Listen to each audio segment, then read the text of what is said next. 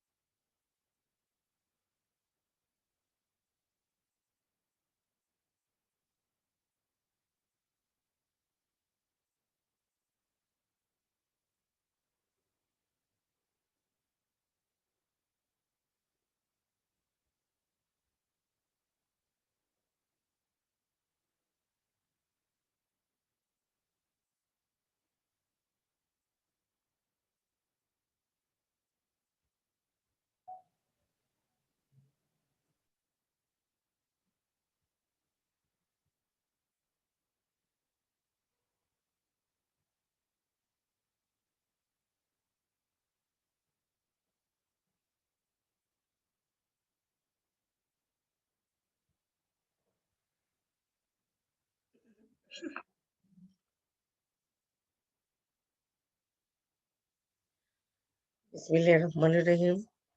Lecture ১০ তোমাদের ৪র্থ অধ্যায় ma'am অধ্যায়ে খিলাফত ৬৬১ থেকে ৭৫০ খ্রিস্টাব্দ ইয়াজিদ বিন মুয়াবিয়া ৬৮০ থেকে ৬৮৩ খ্রিস্টাব্দ খলিফা আব্দুল মালিক ৬৮৫ থেকে ৭০৫ খ্রিস্টাব্দ। এই যে ইয়াজিদ বললাম, উনার পুরা নাম হচ্ছে কি ইয়াজিদ বিন মুয়াবিয়া। মুয়াবিয়ার ছেলে ছিল কি ইয়াজিদ। তোমাদের এই সিলেবাস দেখো পরীক্ষার। তোমরা দেখতে পাচ্ছ? জি প্রিয় ম্যাম। ছাত্রছাত্রীরা আমার, এই যে দেখো তোমাদের অনলাইন ট্রায়াল পরীক্ষা হবে, হ্যাঁ? এই যে অনলাইন ট্রায়াল পরীক্ষায় দেখো তোমাদের সিলেবাস হচ্ছে ১ম অধ্যায় প্রাক ইসলামী আরব, ২য় অধ্যায় হচ্ছে হযরত মুহাম্মদ মুস্তাফা সাল্লাল্লাহু আলাইহি ওয়াসাল্লামের অধ্যায়। আর তোমাদের নাম্বার হচ্ছে ৩০ নাম্বার, সময় ৩০ মিনিট। আর প্রশ্নের ধরন হচ্ছে বহু নির্বাচনী প্রশ্ন, যেটা এমসিকিউ প্রশ্ন। ৩০টি বহু নির্বাচনী প্রশ্নের এমসিকিউর উত্তর দিতে হবে। এই হচ্ছে তোমাদের সিলেবাস। তোমরা বুঝতে পেরেছো? জি ম্যাম। ম্যাম আমাদের এই পরীক্ষায় কি আমাদের কোড দিবে নাকি অন্য পরীক্ষায়? এই পরীক্ষায় তোমাদের কোড আসবে না। তোমাদের এখন তোমাদের কি, আগে তো ছিল ফার্স্ট সেমিস্টারের পরে কোড নাম্বার আসতো আরকি। এখন যে এইবার কি সিস্টেম করে বুঝতে পারছি না। তবে অপেক্ষা করো আগে। পরীক্ষা যেহেতু শুরু হবে ইনশাআল্লাহ, তখন ওইভাবে তোমাদের ইটা আসবে, হ্যাঁ? তোমাদের যারা ভালো করবে সবাই আশা করি ইনশাআল্লাহ ভালো করবে। সিলেবাসটা ১ম এ তোমরা খেয়াল করে দেখো। এই সিলেবাস থেকে তোমরা বহু নির্বাচনী প্রশ্ন, আমি তোমাদের বহু নির্বাচনী প্রশ্ন দিয়েছি, ফয়সাল স্যার দিয়েছে। ওগুলো সবই পড়বে। হুম? তোমাদের ২ টা বই থেকে ফলো করতে বলা হয়েছে। একটা হলো সিদ্দিকুর রহমানের বই 'অক্ষর প্রকাশনী', আরেকটা হচ্ছে আলাউদ হোসেন সুফিউল্লাহর বই, হ্যাঁ? ওইখান থেকে তোমরা বইটাই করবে। বহু নির্বাচনী প্রশ্নগুলো তোমরা দেখবে, আমি পেজ নেওয়া বলে দেব এখন। আরেকটা হচ্ছে তোমাদের এভিলিউশন টেস্ট। আরেকটা পরীক্ষা এভিলিউশন টেস্ট। এইটারও সিলেবাস দেখো। ১ম অধ্যায় প্রাক ইসলামী আরব, ২য় অধ্যায় হযরত মুহাম্মদ মুস্তাফা সাল্লাল্লাহু আলাইহি ওয়াসাল্লাম, পূর্ণমান হচ্ছে ৩০ নাম্বার, সময় ৩০ মিনিট, প্রশ্নের ধরন বহু নির্বাচনী প্রশ্ন এমসিকিউ। ৩০ টি বহু নির্বাচনী প্রশ্নের উত্তর এমসিকিউর উত্তর দিতে হবে।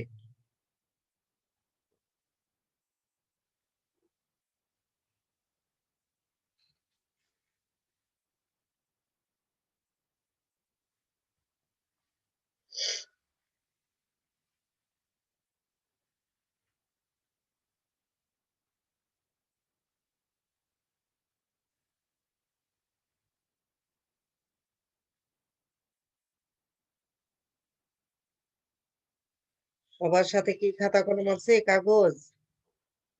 খাতা কলম নিয়ে বসছো জি তোমরা? ম্যাম। পেজ নাম্বার জি ম্যাম। আগে দেখো এখানে, এটা হচ্ছে তোমাদের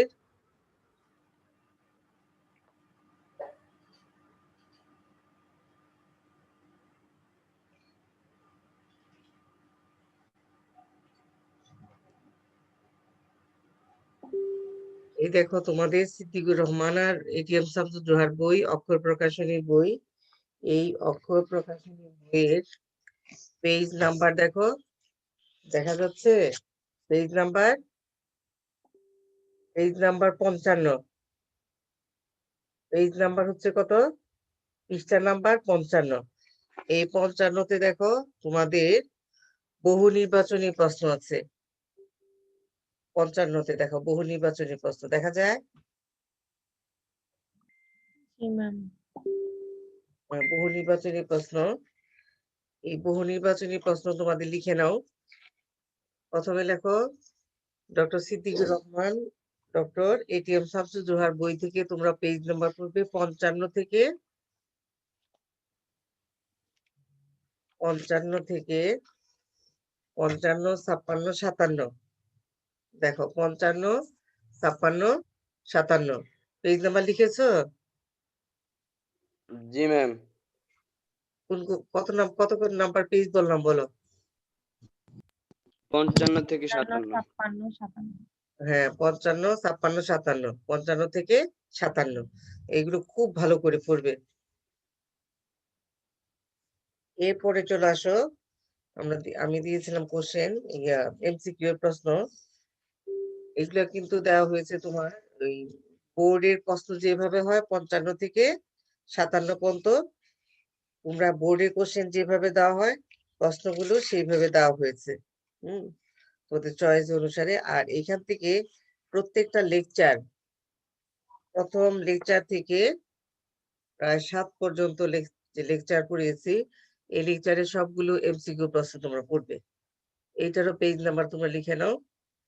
44 থেকে 44, 45, 46, 47, 48 দেখো পেজ নাম্বার। সিদ্দিকুর রহমানের বই, অক্ষর প্রকাশনীর 44, 45, 46, 47, 48। তোমরা বুঝতে পেরেছো?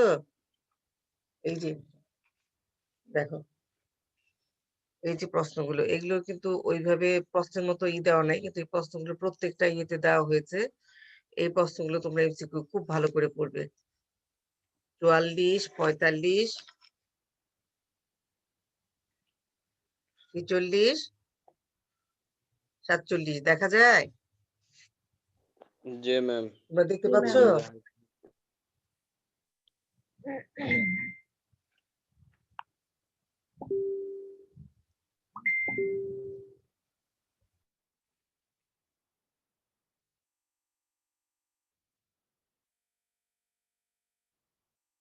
এই দেখো এখানে এই যে পেজ নাম্বার গুলো দেওয়া আছে, এখান থেকে খুব ভালো করে পড়বা। পেজ নাম্বার দেখো, দেখা যাচ্ছে? ম্যাম পরীক্ষাটা কবে হবে? পরীক্ষাটা কবে হবে এখনো বলে নেই, তোমরা প্রিপারেশন নিয়ে ফেলো। এই যে অক্ষর প্রকাশনী বইয়ের আমি পেজ নাম্বার বলে দিলাম, 44, 45, 46, 47, 48। হ্যাঁ, আর এই বইয়ে যে অনুধাবনমূলক প্রশ্নগুলো আছে সিদ্দিকুর রহমানের বইয়ে সবগুলো শিখে ফেলবে, ঠিক আছে? এটা এমসিকিউ পরীক্ষার পরে শিখবে। আর লেকচার, আমি যে লেকচার গুলো দিয়েছি, লেকচার 1 থেকে 7 পর্যন্ত বা 8 পর্যন্ত তোমাদেরই আছে। এই প্রথম অধ্যায়ের বহু নির্বাচনী প্রশ্নগুলো শিখবে। আর সৃজনশীল প্রশ্নের ক এর উত্তর শিখবে। সৃজনশীল প্রশ্নের ক এর উত্তর তোমরা 1 থেকে লেকচার 7 পর্যন্ত শিখবে। ওখানে তোমাদের জ্ঞানমূলক যে প্রশ্নটা, এইটাই কি অনেক ক্ষেত্রে কি হয়, বহু নির্বাচনী প্রশ্ন হয়। ওই প্রশ্ন দিকেও তোমরা খেয়াল রাখবে, ঠিক আছে? আর জি ম্যাম। এটা হলো সুফিউল্লাহ আওলাদ হোসেনের বই, অ্যাবাকাস প্রকাশনের বই। এটা পেজ নাম্বার লেখো 37, 38। এটা হচ্ছে 37, 38 পেজ নাম্বার লেখো বহু নির্বাচনী প্রশ্নের জন্য। 37, 38 ম্যাম বলো। ম্যাম এই বইটা তো কিনি নাই। তোমরা 2টা বই কিনবে। 2টা বই তোমাদের অবশ্যই কিনতে হবে, কারণ তোমাদের 3টা বই আমরা দিয়েছি সিলেবাসে। তবে ওই বইটার কথা বলিনি, বইটাও গুরুত্বপূর্ণ। কারণ অনেক প্রশ্ন এমসিকিউ, তারপরে উদ্দীপকের প্রশ্ন, সৃজনশীল প্রশ্ন থাকে, আর প্রশ্ন চাপটারও বেশি পাওয়া যায়, অনেক প্রশ্ন থাকে। 3টা বই মিলে পড়তে পারলে ভালো হয়, তবে 2টা বই অবশ্যই লাগবে। ঠিক আছে, এই বইটাও তোমরা কিনে ফেলবে। এটা বইটা নিউজেতে রাবেয়া হাউসে পাওয়া যাবে। ম্যাম রাবেয়া আমার এই হাউসে পাওয়া বইটা যাবে। আছে কিন্তু আগেরটা নাই। আগে তো 2টা অক্ষর ম্যাম প্রকাশ, ওই ওটা হলো অক্ষর প্রকাশ। সবাইকে বই কিনতে হবে। এই বই কিনে সবাই আমাকে মেসেঞ্জারে নাম দিয়ে রোল দিয়ে বই লিখে নাম লিখে পাঠাবে। ঠিক আছে, প্রিয় ছাত্রছাত্রীরা আমার, সবাই এই কাজটা করেছে কিনা এটা আমাকে সবাই মেসেঞ্জারে বইয়ের নাম, হ্যাঁ, তারপরে রোল নাম্বার, কোন প্রকাশনী, 2টা বইয়ের নাম লিখে, তোমাদের নাম লিখে রোল নাম্বার লিখে আমাকে পাঠাবে। ঠিক আছে, আর এই জি ম্যাম। প্রশ্নের ব্যাপারে আর কারো কোনো কথা আছে? তোমাদের সময় থাকবে 30 মিনিট। এই 30 মিনিটের মধ্যে তোমাদের প্রশ্নের উত্তরগুলো দিতে হবে। মনে ম্যাম কোন চ্যাপ্টার থাকবে? প্রথম অধ্যায়, দ্বিতীয় অধ্যায় সিলেবাস দিয়েছি। আমি এখন সিলেবাসে যাই। হ্যাঁ, প্রথম অধ্যায়, দ্বিতীয় অধ্যায়।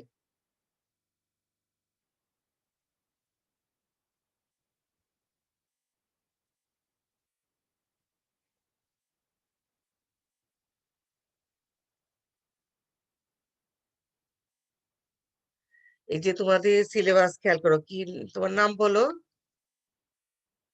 কে যেন জানতে চাইলে। মিস এই যে শান্ত। তোমার, শান্ত, দেখো এখানে তোমাদের এই যে সিলেবাসটা আবার দেখো। অনলাইন ট্রায়াল পরীক্ষার হচ্ছে তোমাদের সিলেবাস। অনলাইন ট্রায়াল পরীক্ষার সিলেবাস হচ্ছে প্রথম অধ্যায় প্রাক ইসলামী আরব, দ্বিতীয় অধ্যায় হচ্ছে হযরত মুহাম্মদ মুস্তাফা সাল্লাল্লাহু আলাইহি ওয়াসাল্লাম। প্রশ্ন কি টাইপের হবে? বহু নির্বাচনী প্রশ্ন, এমসিকিউ দিয়ে তোমাদের পরীক্ষা হবে। 30টা এমসিকিউ থাকবে। হ্যাঁ, ওকে 30 মিস। মিনিট সময় পাবে। হ্যাঁ, এই হলো তোমাদের ট্রায়াল পরীক্ষার, যেটা অনলাইনে প্রথমে ট্রায়াল পরীক্ষা হবে তোমাদের। এরপরে হচ্ছে তোমাদের এভ্যালুয়েশন টেস্ট। এই এভ্যালুয়েশন টেস্টের সিলেবাসও একই, প্রথম অধ্যায়, দ্বিতীয় অধ্যায়। প্রথম অধ্যায় নাম আমরা জানি, পড়ে ফেলছি, প্রাক ইসলামী আরব। দ্বিতীয় অধ্যায় হযরত মুহাম্মদ মুস্তাফা সাল্লাল্লাহু আলাইহি সাল্লাম। নাম্বার হচ্ছে 30, সময় হচ্ছে 30 মিনিট। আর বহু নির্বাচনী প্রশ্ন, কয়টা প্রশ্ন দিতে হবে? 30টা প্রশ্নের উত্তর দিতে হবে। সময় কত? 30 মিনিট। তোমাদেরকে হয়তো ওই যে ইসেতে টিক মার্ক দিয়ে প্রশ্ন দিতে হবে। হ্যাঁ, এমসিকিউ দিতে হবে, টিক মার্ক দিয়ে এমসিকিউ এর ইয়ে দিতে হবে, পরীক্ষা দিতে হবে। এখন তোমাদের পরীক্ষার ব্যাপারে সবার কি ধারণা ক্লিয়ার? সব বুঝতে পেরেছো? জি মিস। জি ম্যাম। জি ম্যাম। কারো কোনো কোশ্চেন আছে? No, না ম্যাম। কারো কিছু জানার থাকলে আমাকে জিজ্ঞেস করতে পারো।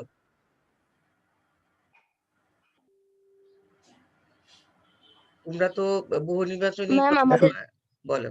2বার পরীক্ষা হবে? ওদের প্রথমে 2বার ট্রায়াল, পরীক্ষা হবে প্রথমে ম্যাম? তোমাদের ট্রায়াল পরীক্ষা নিবে। তোমরা ভালো করে পরীক্ষা দিতে পারো কিনা ট্রায়াল পরীক্ষা হবে। জি ম্যাম। হ্যাঁ, আর এরপরে তোমাদের এভ্যালুয়েশন জি। টেস্ট। ওইটা ট্রায়াল পরীক্ষাও তোমাদের গুরুত্বপূর্ণ পরীক্ষা, এইটাও খুবই গুরুত্বপূর্ণ পরীক্ষা। 2টা পরীক্ষা খুব খেয়াল করে পরীক্ষা দিবে। আর আজকের থেকেই আমি যে কোশ্চেন গুলো দিয়েছি, ফয়সাল স্যার যে কোশ্চেন গুলো দিয়েছে, এমসিকিউ, বহু নির্বাচনী প্রশ্ন, জ্ঞানমূলক, সব পড়েছো?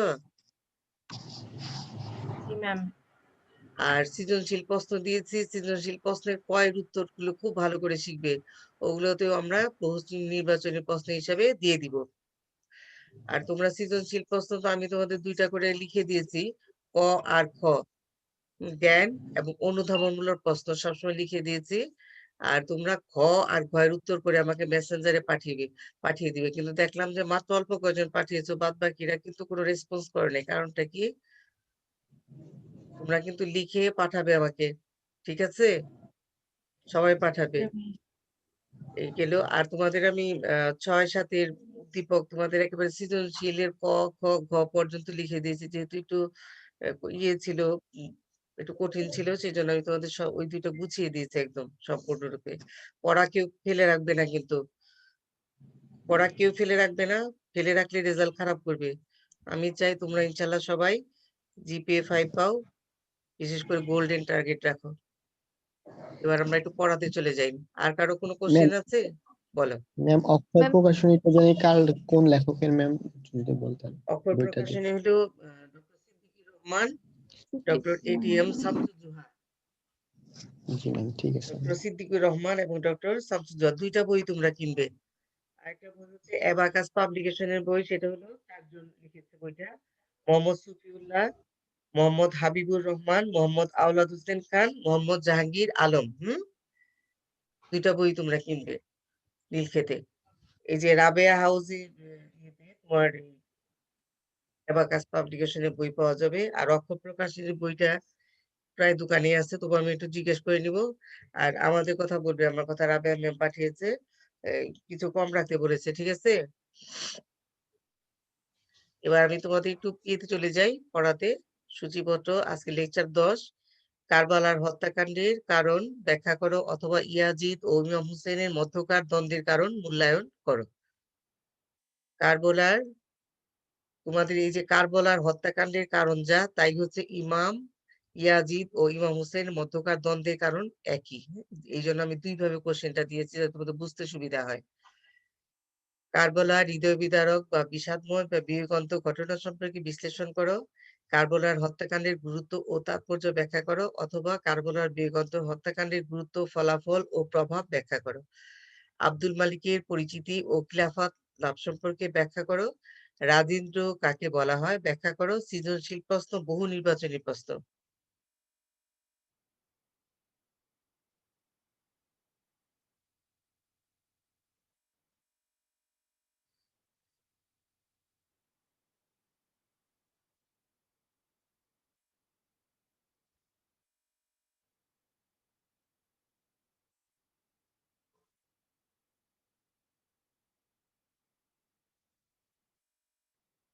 শোনো, তোমরা এই চ্যাপ্টারের বহু নির্বাচনী প্রশ্ন খেয়াল করো। বহু নির্বাচনী প্রশ্ন আমি আজকে দিয়েছি তোমাদের, এমসিকিউ প্রশ্নগুলো বা জ্ঞানমূলক প্রশ্নগুলো দিয়েছি, সেটা হলো প্রথম অধ্যায় থেকে। তোদের পরীক্ষার জন্য আমি এই প্রথম অধ্যায় থেকে প্রশ্নগুলো দিয়েছি। রোমান হরফের প্রশ্নগুলো দিতে পারিনি আমি, যেগুলো লিখতে পারি না, কিন্তু এইগুলো তোমাদের সব দিয়েছি। দেখো এই প্রশ্নের, এটা প্রথম অধ্যায় থেকে। ছেলে মেয়েরা খেয়াল করছো? বহু নির্বাচনী প্রশ্ন আমি কোন অধ্যায় থেকে দিয়েছি বললাম, বলো? জি জি ম্যাম ম্যাম। প্রথম প্রথম অধ্যায় অধ্যায় থেকে থেকে। কোন অধ্যায় থেকে? প্রথম প্রথম। অধ্যায় থেকে প্রথম অধ্যায় থেকে সব কোশ্চেন গুলো দিয়েছে, এগুলো খুব ভালো করে পড়বে। 1, আরব শব্দের সমার্থক শব্দ কোনটি? উত্তর, মরুভূমি। 2, জাজিরাতুল আরব অর্থ কি? উত্তর, আরব উপদ্বীপ। 3, জাজিরাতুল আরব এশিয়া মহাদেশের কোন অঞ্চলে অবস্থিত? দক্ষিণ পশ্চিম। 4, আরবীয় ভূখণ্ডকে উপদ্বীপ বলা হয় কেন? উত্তর, 3 দিকে পানি দ্বারা বেষ্টিত বলে। 5, আরব দেশ কোন মহাদেশে অবস্থিত? উত্তর, এশিয়া। আরবদের আয়ের প্রধান উৎস কোনটি? উত্তর, তেলের খনি। 7, উটকে মরুভূমির জাহাজ বলার তাৎপর্য কি? উত্তর, প্রাচীন আরবদের ব্যবসা বাণিজ্যের প্রধান বাহন ছিল উট। বাহন মানে যাতায়াতের অন্যতম মাধ্যম, যেটা সেটাকে আমরা কি বলি? বাহন। 8, ভৌগোলিক বৈশিষ্ট্য অনুসারে সমগ্র আরব উপদ্বীপকে কয় ভাগে ভাগ করা যায়? 3 ভাগে। 9, আরবে জনবসতি গড়ে ওঠার পেছনে প্রাথমিক সুবিধা কোনটি? 9, মরুদ্যান।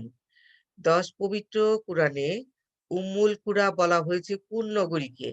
মক্কা নগরীকে। মক্কা নগরীর আরেক নাম কি? উম্মুল কুরা। এটা পবিত্র কুরআনে বলা হয়েছে। 11, আরবের দক্ষিণে কোন মহাসাগর অবস্থিত? ভারত। ইয়ামেন শব্দের অর্থ কি? সুখী। তার মানে আরবের সবচেয়ে সুখী জায়গা ছিল কোনটি? ইয়ামেন। ইয়েমেন। ওয়াদি কি? ওয়াদি হচ্ছে পানির স্রোত, অনেকটা ঝর্ণার মতোই, যেটা পাহাড় থেকে ঢাল বেয়ে বেয়ে নামে, নিচে এসে খালের মতো হয়ে যায়, সেটা হচ্ছে ওয়াদি বা পানির স্রোত। 14, কোন দেশকে নীলনদের দান বলা হয়? মিশরকে। 15, ফেরাউন কাদের উপাধি ছিল? রাজাদের। 16, পিরামিড নির্মাণের মূল উদ্দেশ্য কি ছিল? মমি সংরক্ষণ। ডুঙ্গি কে ছিলেন? 17, ডুঙ্গি কে ছিলেন? সুমেরীয় সম্রাট। 18, কোন সভ্যতায় নগর রাষ্ট্রের উদ্ভব ঘটে? গ্রিক সভ্যতায়। 19, প্রথম নগর রাষ্ট্র প্রতিষ্ঠা করে কারা? গ্রিকরা। 20 গ্রিক মহাকবি কে? হোমার। 21 প্রথম গণতন্ত্রের ধারণা দেয় কে? গ্রিকরা। 22 কোন কবিকে আরবে শেক্সপিয়র বলা হয়? ইমরুল কায়েস। 23 ইসলাম পূর্ব আরবের শ্রেষ্ঠ কবি কে? ইমরুল কায়েস। আসাবিয়া কি? সামাজিক বা গোত্রীয় সংহতি। তোমাদের সিদ্দিকুর রহমানের বইয়ে 44 থেকে 48 পর্যন্ত পড়তে বলেছি। এমসিকিউ বহু নির্বাচনী প্রশ্ন প্রথম অধ্যায়, আবার হচ্ছে 55 থেকে 57 পর্যন্ত পড়তে বলেছি। এমসিকিউ খুব ভালো করে পড়বে পরীক্ষার জন্য, কোনো প্রশ্ন বাকি রাখবে না। আর তোমরা এখন থেকে বোর্ড কোশ্চেন গুলো দেখা শুরু করবে। বোর্ডে যে কোশ্চেন গুলো আছে, বোর্ড কোশ্চেন গুলো দেখবে, সবগুলো বোর্ড কোশ্চেন, ঢাকা বিভিন্ন 8টা বোর্ডের কোশ্চেন খেয়াল করবে এখন থেকেই।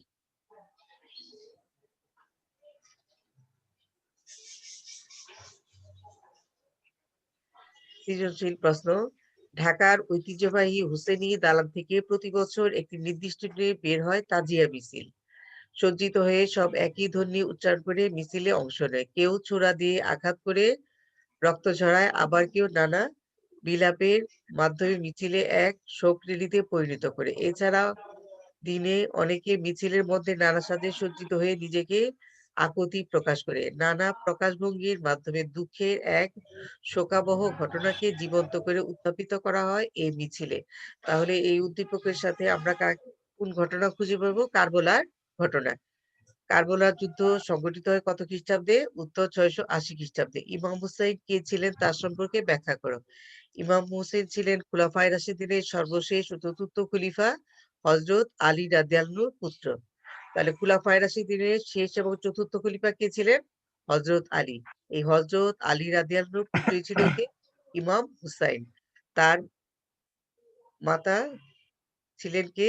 বিবি ফাতেমা রাদিয়াল্লাহু। মহানবী সাল্লাল্লাহু আলাইহি সাল্লামের ছোট মেয়ে ইমাম হুসেন মহানবী সাল্লাল্লাহু আলাইহি সাল্লামের দৌহিত্র বা নাতি ছিলেন। ইমাম হুসেন ছিলেন তার ইমাম হাসান ছিলেন তার বড় ভাই। আমর ইবনুল আসের সাহায্যে মুয়াবিয়া কে প্রতারিত মুয়াবিয়া তাকে প্রতারিত করে খুলাফায়ে রাশিদিনের যুগের অবসান ঘটিয়েছিলেন। তবে ইমাম হাসান সম্পাদিত চুক্তি অনুসারে মুয়াবিয়ার মৃত্যুর পর ইমাম হুসেনের খিলাফত লাভের শর্ত ছিল। কপট ও স্বার্থান্বেষী মুয়াবিয়া শর্ত ভঙ্গ করে তার অসৎ ও মদপায়ী পুত্র ইয়াজিদকে সিংহাসনে বসান। ইমাম হুসেন ছিল পিতার মতো সৎ, নীতিবান, ধার্মিক ও সহজ সরল। ইমাম হুসেন দুরাচার ইয়াজিদের মনোনয়নকে হিসাবে মেনে নিতে অস্বীকার করেন। এর ফলে উভয়ের মধ্যে দ্বন্দ্ব এবং কারবালার নির্মম হত্যাকাণ্ড সংঘটিত হয়, যার মধ্যে দিয়ে ইমাম হুসেনের জীবনের অবসান ঘটে। এখানে ইমাম হুসেনকে বলার সাথে সাথে ইয়াজিদ কে ছিলেন এটা সম্পর্কে এখানে প্রশ্ন আছে। উদ্দীপকের ঘটনাটা আমার পরিচিত কোন ঘটনার কথা মনে করিয়ে দেয়, ব্যাখ্যা করো। উদ্দীপকের ঘটনার সাথে আমরা কারবালার ঘটনার ব্যাখ্যার সাদৃশ্য বা মিল রয়েছে, এটি আমরা এখন ব্যাখ্যা করব। আর ঘ হচ্ছে উক্ত ঘটনা ইসলামের ঐক্যে ফাটল আরো প্রকট করেছিল, বিশ্লেষণ করো। হ্যাঁ, এই ঘটনা ইসলামের ঐক্যকে ভীষণভাবে ফাটল ধরিয়েছিল, যে ফাটল আর কখনোই বন্ধ করা যায় না। দ্বন্দ্ব সংঘাত এখান থেকেই শুরু হয়েছিল।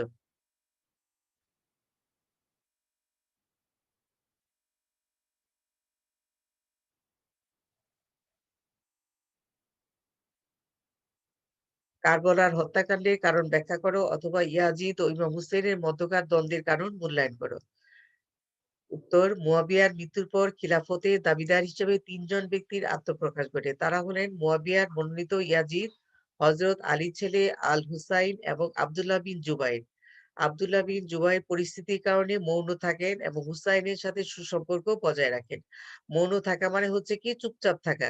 ফলে ইয়াজিদ এবং হুসেনের মধ্যে দ্বন্দ্ব প্রকাশ্য রূপ লাভ করে। এই দ্বন্দ্বের পিছনে কিছু কারণ রয়েছে, যেমন চুক্তিভঙ্গ। ইমাম হোসেনের সাথে সম্পাদিত চুক্তি অনুযায়ী মুয়াবিয়ার পর ইমাম হোসেনের খলিফা হওয়ার শর্ত ছিল। খলিফা মুয়াবিয়া এই শর্ত ভঙ্গ করে তার অযোগ্য পুত্র ইয়াজিদকে মনোনীত করেন। ফলে সাম্রাজ্যে বিদ্রোহ দেখা দেয়। তাহলে আমরা দেখলাম যে চুক্তি ভঙ্গটাই ছিল মেইন কারণ হিসেবে আমরা ধরবো চুক্তি ভঙ্গ। মুসলিম বিশ্বের আগ্রহ। ক্ষমতায় আরোহণের জন্য মুয়াবিয়া সততা, প্রতারণা, কূটকৌশল, সামরিক অভিযানের কারণ তৎকালীন মুসলিম বিশ্বের আগ্রহ থাকলেও তার সাথে প্রতিক্রিয়া দেখা দেয়। ইয়াজিদের মনোনয়ন দ্বারা খলিফা নির্বাচনে গণতান্ত্রিক পদ্ধতি বাতিল হয়ে যায়। কি পদ্ধতি বাতিল হলো? গণতান্ত্রিক পদ্ধতি বাতিল হয়ে কি গণতান্ত্রিক হলো? রাজতন্ত্র প্রতিষ্ঠিত হলো। চরিত্রগত পার্থক্য। ঐতিহাসিক আমির আলী বলেন, ইয়াজিদ ছিলেন পাপাসক্ত, অত্যাচারী, মদপায়ী, হৃদয়হীন। অন্যদিকে ইমাম হুসেন ছিলেন ধর্মপরায়ণ, উদার, সৎ ও অকপট। এরূপ চরিত্রগত পার্থক্যের কারণে হুসেনের যোগ্যতা এবং দাবির বৈধতা ছিল বেশি, অথচ তাকে বঞ্চিত করা হয়, ফলে খলিফা ইয়াজিদের সাথে বিরোধ বাধে। মক্কা ও মদিনাবাসীদের অনুপ্রেরণা। মদিনা থেকে রাজধানী কুফা হয়ে দামেস্কে স্থানান্তরিত হওয়ার ফলে মদিনার প্রাধান্য লোপ পায়, কিন্তু তখন মক্কা মদিনা ইসলাম চর্চার প্রাণকেন্দ্র রূপে পরিগণিত হতো। এখন আমরা দেখলাম যে রাজধানী কোথায় গেল? প্রথমে ইসলামের রাজধানী, প্রথম রাজধানী কোথায় ছিল? মদিনা। মদিনা থেকে পরবর্তী সময় কোথায় গেল? কুফা। কুফা হয়ে পরবর্তী সময় কোথায় গেল? সিরিয়ার দামেস্কে স্থানান্তরিত হয়। আব্দুল্লাহ ইবনে জুবাইরের দূরভিসন্ধি। ইয়াজিদের খিলাফতের প্রথম দিকে উচ্চাভিলাষী আব্দুল্লাহ ইবনে জুবাইর সমর্থন দেয়। আব্দুল্লাহ ইবনে জুবাইর নিজে মনে মনে গোপনে খলিফা হওয়ার ইচ্ছা পোষণ করতেন। এই জন্য তিনি হুসাইনকে নিজ পদ থেকে সরানোর ষড়যন্ত্রে লিপ্ত হন। উমাইয়া ও হাশেমীয় দ্বন্দ্ব। মহানবী সাল্লাল্লাহু সাল্লামের জন্মের অনেক আগে থেকে কুরাইশ বংশে হাশেমী ও উমাইয়াদের কাবা ঘরের পরিচালনার নেতৃত্ব নিয়ে দ্বন্দ্ব চলছিল। মক্কা বিজয়ের পর উমাইয়ারা ইসলাম গ্রহণ করে। এরপর থেকে হযরত খিলাফতের পর্যন্ত দুই গোত্রের মধ্যে সদ্ভাব বজায় ছিল, কিন্তু উমাইয়া গোত্রের সদস্য হযরত উসমান রাদিয়াল্লাহু খিলাফত লাভের ফলে পুরানো দ্বন্দ্ব মাথাচাড়া পুনরায় প্রজ্বলিত হয়। হযরত উমরের সময় তারা কি ছিল? তাদের মধ্যে সদ্ভাব ছিল, কিন্তু হযরত উসমানের সময়ে তাদের মধ্যে আবার পুরনো দ্বন্দ্ব মাথাচাড়া দিয়ে ওঠে। এইজন্য যে আমরা যে খুলাফায়ে রাশিদিনের ৪ জন খলিফার মধ্যে ৩ জন ছিলেন হাশিমের গোত্রের। একজন হচ্ছে হাশিমের গোত্রের কে ছিলেন? হযরত আবু বকর, হযরত উমর রাদিয়াল্লাহু, হযরত আলী। আর একমাত্র ব্যতিক্রম কে ছিল? উমাইয়া গোত্রের হযরত উসমান। এই গোত্রের মধ্যে সবসময় কাবার পরিচালনা নিয়ে সবসময় দ্বন্দ্ব, সংঘাত লেগেছিল। কুফাবাসীর আমন্ত্রণ ও বিশ্বাসঘাতকতা। কুফাবাসী ইয়াজিদের কুশাসন থেকে মুক্তির জন্য ইমাম হুসেনকে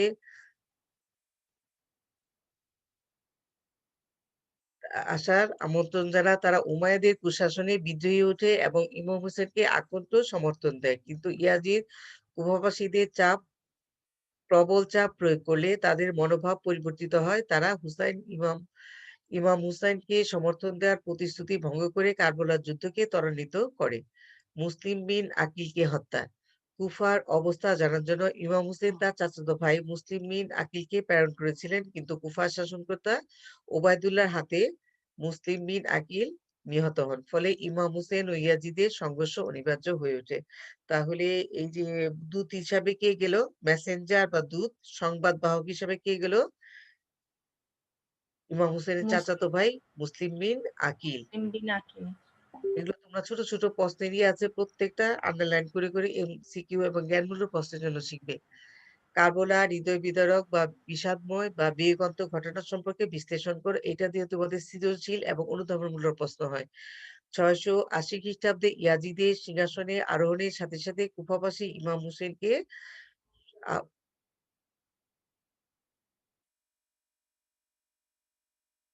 উনি হওয়ার আহ্বান জানায় ও কুফায় আসার আমন্ত্রণ জানায়। কুফার প্রকৃত অবস্থা জানার জন্য ইমাম হুসেন তার চাচাতো ভাই মুসলিম বিন আকিলকে সেখানে প্রেরণ করেন। দূত মুসলিমের আমন্ত্রণে ইমাম হুসেন ২০০ অনুচরবর্গ এবং পরিবার পরিজন সহ কুফার উদ্দেশ্যে যাত্রা করেন। পথিমধ্যে পথিমধ্যে সংবাদ পেয়ে হুসেন তার চাচাতো ভাই মুসলিম বিন আকিলের মৃত্যুর সংবাদ পান। ইমাম হুসেনের যাওয়ার সংবাদ পেয়ে ইয়াজিদ কুফার শাসনকর্তা উবাইদুল্লাহকে তার গতি রোধ করার নির্দেশ দেন। ফলে ইমাম হুসেন কুফার উপকণ্ঠে প্রথমে তামিম গোত্রের আল-হোর এবং দ্বিতীয়বার উমর বিন সাদের ৪০০ সৈন্যের বাহিনী তার গতিরোধ করে। তাহলে কিন্তু ইমাম হুসেন কয়টা সৈন্যের প্রতিরোধের সম্মুখীন হলো? প্রথমে তামিম গোত্রের আল-হোর, আর দ্বিতীয়বার উমর বিন সাদের নেতৃত্বে কত ৪০০০ সৈন্যের দুইবার তার কার গতি রোধ করে? ইমাম হুসেনের গতি রোধ করে। আর ইমাম হুসেনের সাথে কয়জন ছিল অনুচর?